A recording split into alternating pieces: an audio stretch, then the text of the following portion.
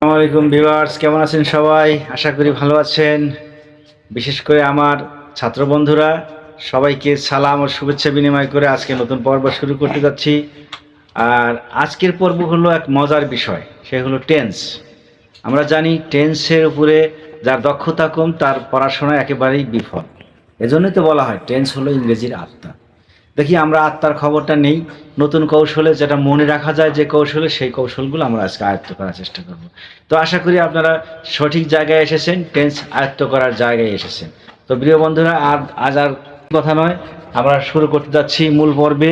তো এখানে আজকে শুরু করব। আজকে আপনাদের জন্য রাখা হয়েছে প্রেজেন্ট ইনডিফিনিট টেন্স। আমরা জানি প্রেজেন্ট ইনডিফিনিট টেন্স বা সিম্পল টেন্স মানে কি? সাধারণভাবে বর্তমানকাল, যা চোখের সামনে বিরাজমান এমন কিছু কথা হয়, বলা হয়, এই টেন্সকেই আমরা প্রেজেন্ট ইনডিফিনিট টেন্স বলে থাকি। আর এটার গঠন আমরা কিন্তু জানি, subject plus verb plus object. Subject plus verb plus object, এই ফর্মুলায় আমরা বলে থাকি আমি ভাত খাই, সে ভাত খায়, তুমি ঢাকা যাও, সে বল খেলে, আপনি ভাত খান। এই কথাগুলি সাধারণত আমরা বলে থাকি। তো যাই হোক, আমরা দেখতেছি আমি ভাত খাই, ক্রিয়ার শেষে রস্বই আছে, এটা একটা চিহ্ন।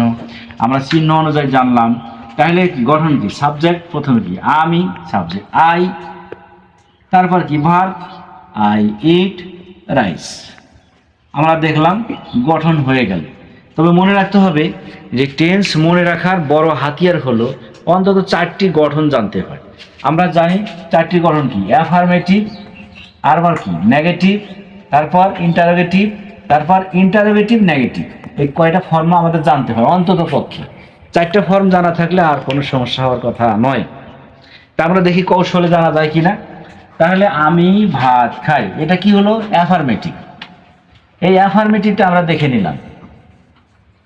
অ্যাফার্মেটিভ মানে কি? হা বোধক। এখন এই হা বোধকটাকে আমরা না বোধক করে নেই, নেগেটিভ করে নেই। আমি ভাত খাই না, শুধু দন্ত নয়কার না, না যোগ করলাম, হয়ে গেল অ্যাফার্মেটিভ থেকে নেগেটিভ। তাহলে কি গঠন অনুযায়ী কি? Subject plus verb plus object. Subject এখানে মনে রাখতে হবে একটাই, ভার্বের সামনে ডোন্ট বা ডু নট অথবা ডাজেন্ট বা ডাজ নট। এই তো সহজ হয়ে গেল। সাবজেক্ট প্লাস ডু নট বা ডাজ নট। ডাজ নট বা ডু নটকে আমরা সংক্ষিপ্ত করে শেখার জন্য, আমরা মনে রাখার জন্য ডোন্ট করে দিলাম। এটা একটা কৌশল। আই ডোন্ট, তারপরে ভার্ব নিলাম ইট, তারপরে রাইস। এই তো ফুল স্টপ দিয়ে দিলাম, নেগেটিভ নেগেটিভ হয়ে গেল, না বোধক হয়ে গেল। আচ্ছা, ঠিক এইভাবেই আমরা যদি এটাকে কি করি? ইন্টারোগেটিভ করে দিই। ইন্টারোগেটিভ করলে গেলে কি? আমি কি ভাত খাই? প্রশ্ন করা হলো, প্রশ্নবোধক জিজ্ঞাসাবোধক বাক্য। তাহলে আমি কি ভাত খাই দেখলাম। তাহলে কি আমরা জানি প্রশ্নবোধক বাক্যের ক্ষেত্রে সাবজেক্টের সামনে ডু ডাজ বসালেই হয়ে যায়। সাবজেক্ট নাম্বার অনুযায়ী আমরা ডু ডাজ বসাবো। এখানে ফার্স্ট পারসন আছে, অর্থাৎ ফার্স্ট পারসন সিঙ্গুলার নাম্বার আছে, কাজে আমরা সাবজেক্টের সামনে কি বসালাম? ডু বসালাম, প্লাস ভার, প্লাস কি হলো? এই যে subject plus do plus subject plus কি? ভার বসালাম। তাহলে do I eat object rice. শেষে প্রশ্নবোধক চিহ্ন দিলাম। কি হয়ে গেল? বাক্যটা ইন্টারোগেটিভ হয়ে গেল, প্রশ্নবোধক হয়ে গেল। এই যে প্রশ্নবোধক বানালাম, তাহলে কি? আমি ভাত খাই, আমি ভাত খাই না, আমি কি ভাত খাই? এই প্রশ্নবোধক হয়ে গেল। তাহলে কি? I eat rice, I don't eat rice, do I eat rice. গেল। এখন আমরা আসি, আরেকটা ফর্ম আছে, সেটা কি? সেই আরেকটা ফর্ম, সেই ফর্মে আমি কি ভাত খাই না, প্রশ্নবোধক না বোধক। এমন একটা বাক্য হলো যেখানে প্রশ্ন আছে, বাক্যটা না বোধক করা হলো। তাহলে দেখি সাবজেক্টের ক্ষেত্রে কি হবে? সাবজেক্টের সামনে ডোন্ট বা ডাজেন্ট আমরা সংক্ষিপ্ত সারে দিই। আর যদি ডু নট স্পষ্ট আলাদা আলাদা করে দিই, তাহলে কিন্তু মনে রাখতে হবে নট চলে দুই পথে। প্রিয় বন্ধুরা, আমার মনে হয় বুঝতে পেরেছেন। যদি ডোন্ট না করি, ডু করি, ডু আই, এই পাশে নট চলে যাবে। আর যদি এটা নাউন হয়ে থাকে, যেমন রহিম, সেক্ষেত্রে কিন্তু নট আগে যাবে।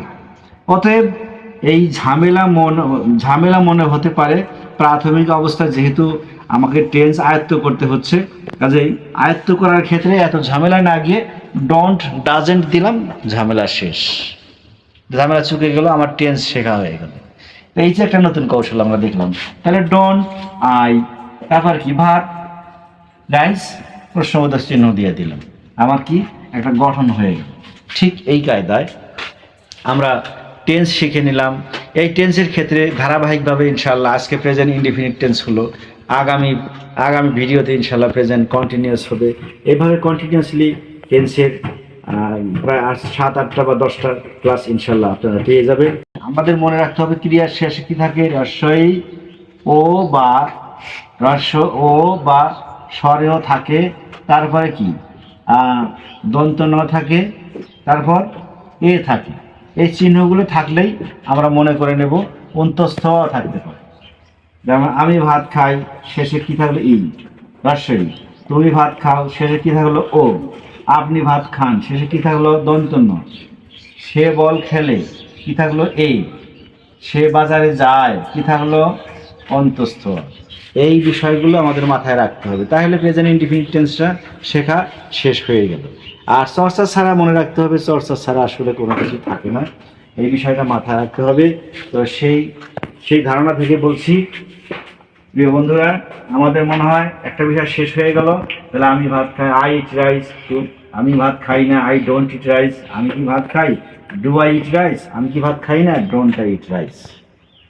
ঠিক আরেকটা কথা মনে রাখতে হবে যে যদি থার্ড পারসন সিঙ্গুলার নাম্বার হয় তাহলে ডাক হতো, যদি রহিম হতো, করিম হতো, মিনা হতো, ধরে নিলাম নীলা, তার নীলা কি সাথে এস হতো। নীলা মানে কি থার্ড পারসন সিঙ্গুলার নাম্বার, তার মানে কি এস। তাহলে নীলা ইটস রাইস, নীলা ডোন্ট না কি হতো ডাজেন্ট বা does not, doesn't, Nila doesn't eat rice, does Nila eat rice, doesn't Nila eat rice. এভাবে চেঞ্জ করার ক্ষেত্রে সাবজেক্টের বিষয়টা মনে রাখতে হবে, নাম্বার আর পার্সন অনুযায়ী ডু ডাজ বসবে, কথাটা মনে রাখলেই হয়ে যাবে। ফার্স্ট পার্সনের ক্ষেত্রে শুধুমাত্র, থার্ড পার্সন সিঙ্গুলার নাম্বারের ক্ষেত্রে ডাজ, আর সর্বক্ষেত্রে ডু। তাই subject plus verb plus object, এটা এই কথা মনে রাখলে ইনশাল্লাহ আমাদের টেন্স শেখা হয়ে গেল। তো বন্ধুরা, আজকে এ পর্যন্তই থাকলো। তো তার আগে ভিডিওটি যদি ভালো লাগে সাবস্ক্রাইব করুন, লাইক শেয়ার কমেন্ট করে আমাদের পাশেই থাকুন। আজকের মতো এখানেই বিদায়, আল্লাহ হাফেজ।